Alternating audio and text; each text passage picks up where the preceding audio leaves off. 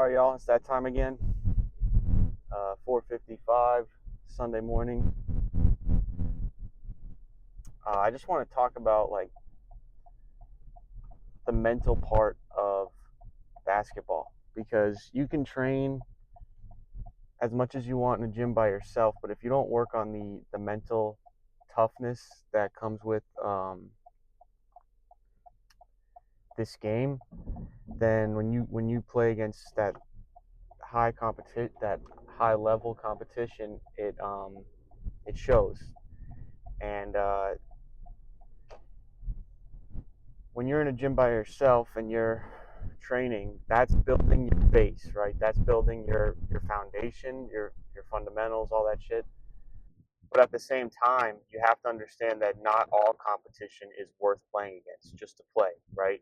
Just to play against people, especially at these rando gyms, right? Where dudes out here could literally end your career because they just don't know how to play basketball and they have no business being on the court. Um, when you play against people that actually hoop and are not mentally ill, you will notice that they can play physical, but the fouls, I mean, you might get a hard bump here or there, but it's nothing like to your fucking somebody landing under your foot or recklessly going at you on a wide open layup. Like that's the type of shit that you get at LA Fitness, at any open run, at any open fucking gym is like these retards that come in. They have no business picking up a basketball. Um, they hate their job, they hate their life, but they're going to try to end your career. And I do apologize for the darkness that I'm driving through right now, but it'll get better once I get out of the fucking. Yeah, so the mental side of the game, the mental toughness, coincides with your confidence.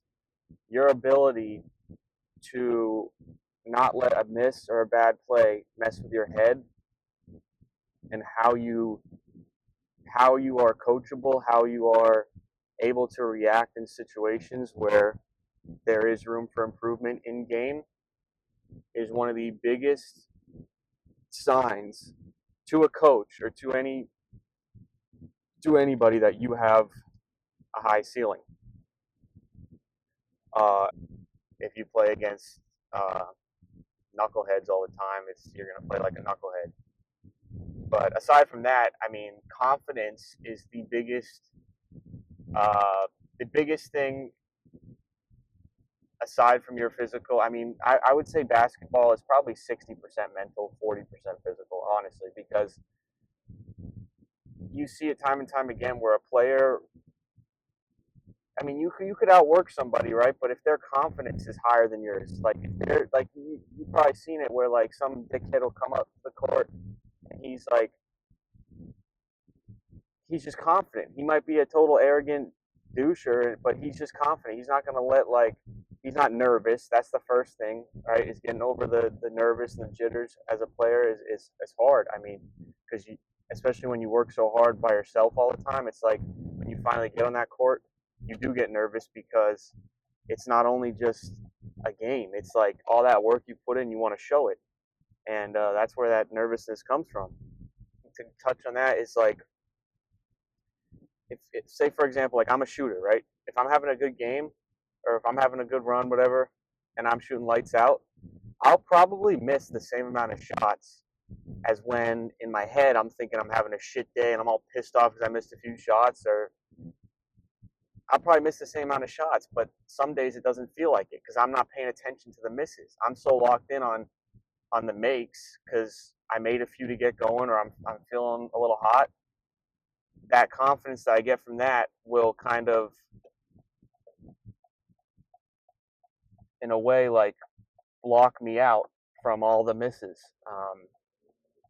And another thing you hear Michael Jordan talk about, or other players, like just blacking out and just it's that flow state, right? As a player, finding that balance in your own routine of how many days a week you're going to play live action to how many days you're in the gym. I heard Kevin Durant say when he first got in the league, he was playing like 3-4 games a day at like outdoor leagues, bro. And this is a guy who's in the league, and this is what made him as he says, master scoring. Um,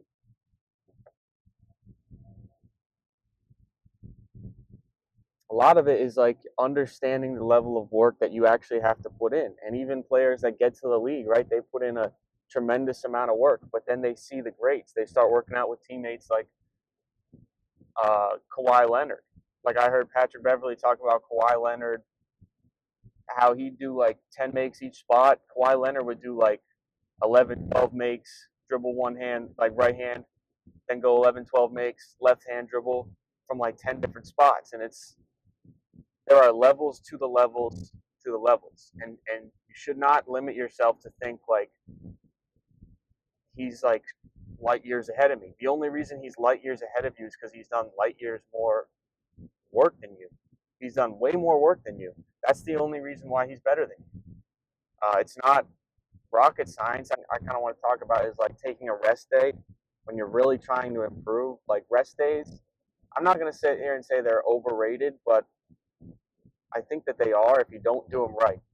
Mastering recovery as a basketball player is one of the it's the best thing that you can do, because what I mean by that is like you have to listen to your body. You have to be psychopathically aware of how your body feels. Like 2 days ago, I was feeling pretty sore, right? You start getting a little tendon, like the knees are kind of like, because I've been playing for like 2 months straight, just every day. And that's how it goes, right? But once I start feeling that sore, right, that's when I started hitting a little bit of legs, like a couple days, but I was still just focusing on playing live runs and playing a lot of basketball. So I start feeling a little sore. That's when I know, like, okay, if I'm going to take a rest day, I'm not going to just stop when I'm sore, because that, in my opinion, and I think that tendons are different than muscles. So you have to load the tendon. Like I feel better when I squat because the tendons have been properly loaded. Like my knees feel better. I feel bouncier when I squat.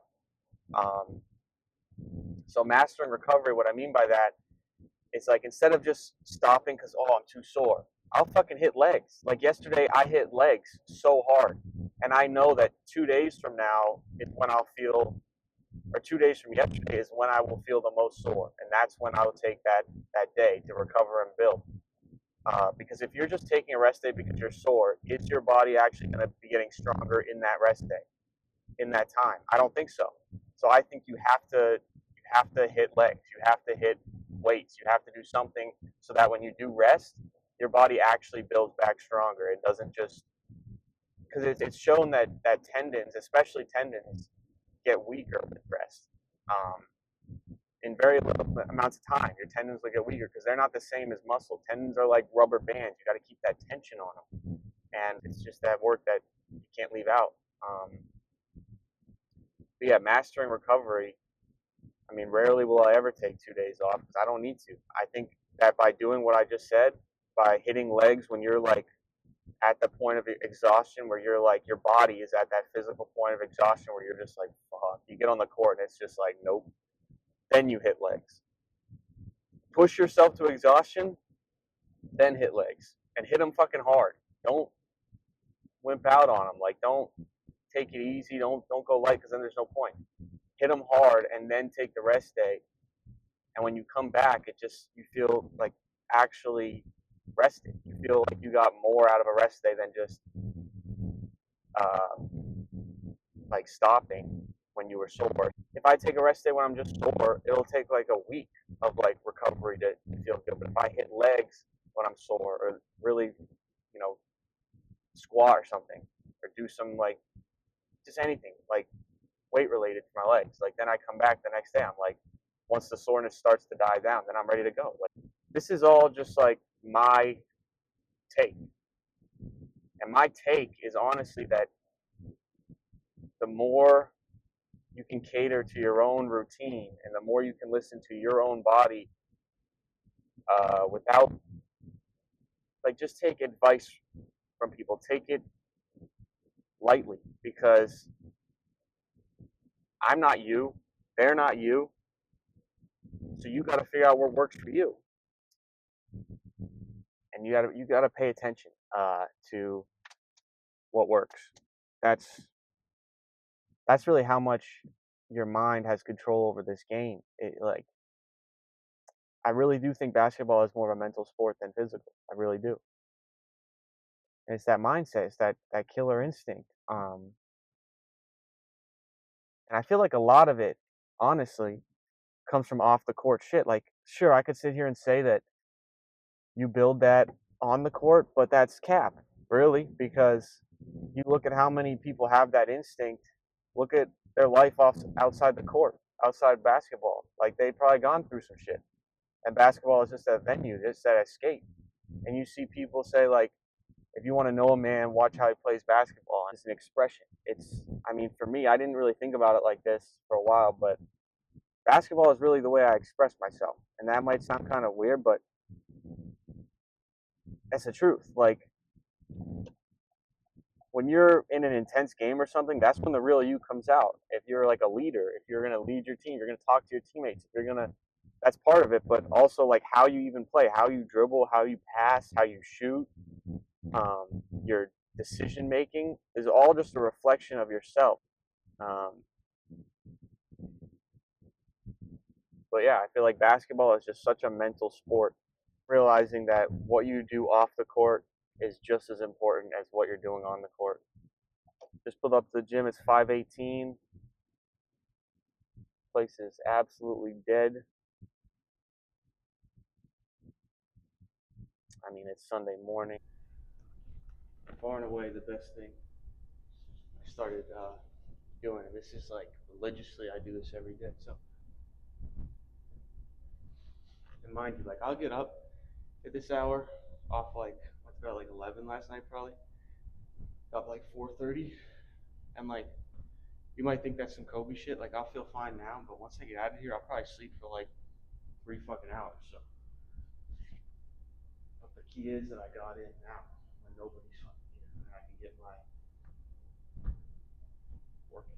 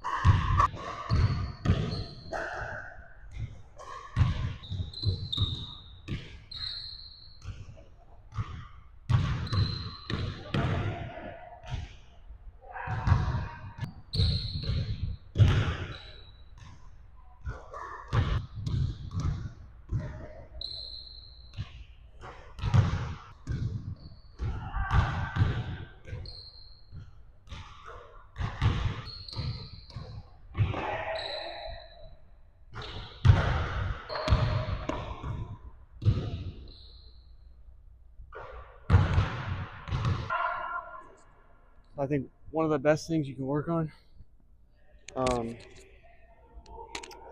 as far as dribbling goes, I mean, stationary is always good, but people don't do it enough. Is it's not even about the speed that you're doing it. It's all about just that one, the change of direction. So sometimes I'll take like 20 minutes and just put headphones in, walk up and down the court, just that. But it's like the slower you can go, honestly, as far as pace, and then it's all about that one dribble between as fast as you can. I feel like that will do wonders compared to like just standing there bouncing the ball.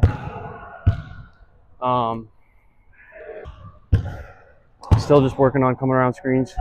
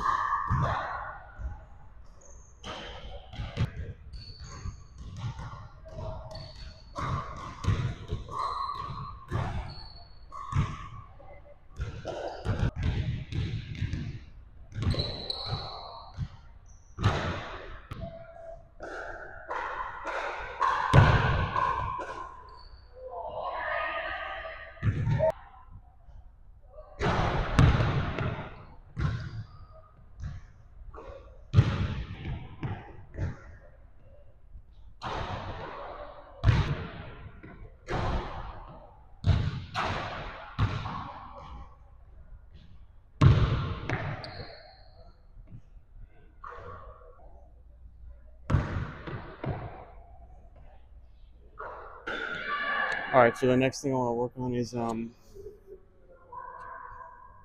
taking a step back. When you're in game, taking that one dribble back, that power dribble, resetting your footwork, adjusting to the defense, and attacking or just going up for a shot. So that's what I'm going to do.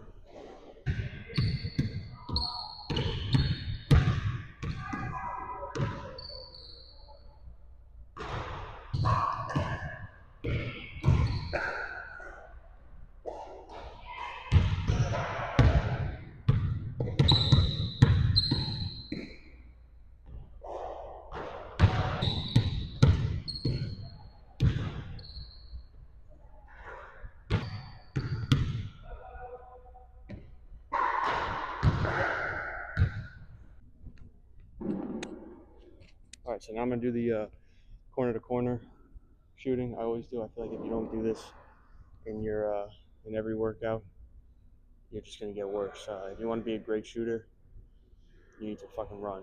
So.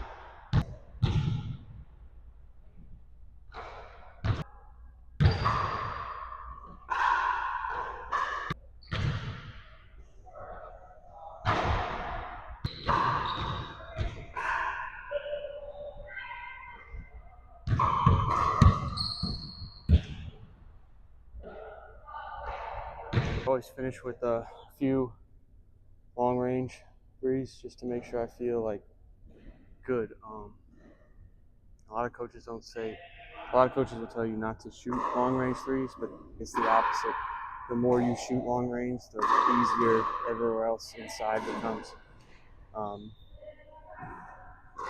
I'll probably just keep shooting a few logo-ish threes until I feel like that's enough. But I'm pretty much totaled at this point. The legs are cooked. And this is what it looks like to push to exhaustion. Like I am beyond exhausted. My legs are like they feel like lead weights right now.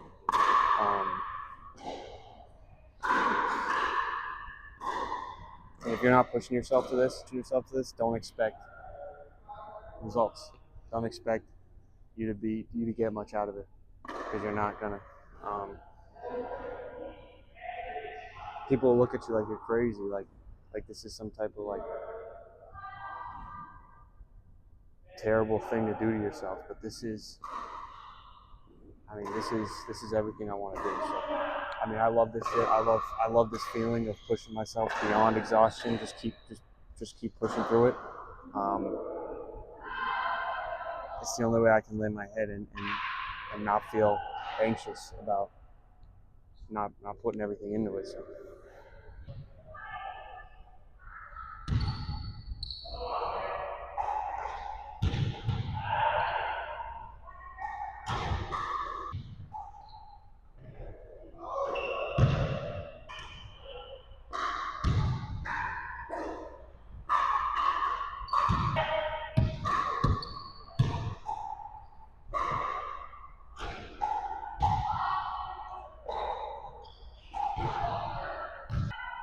All right, so just a quick tip: if you want to know who's a casual, I mean, get yourself an NBA ball, and when you show it to people, they all say, "Oh, I don't like it. Is this an outdoor ball?" Like, bro, you'd be so lucky to touch NBA. Like, people really, it's hilarious. They like touch it. They're like, "Oh no, I'd rather use like an Evolution." Bro, that thing is garbage. Like, the ball, all pro balls do not have big ridges. You're not supposed to have these helpful. It's like training wheels on a basketball, really. Like, if you want to know who's a casual, just show them this right here.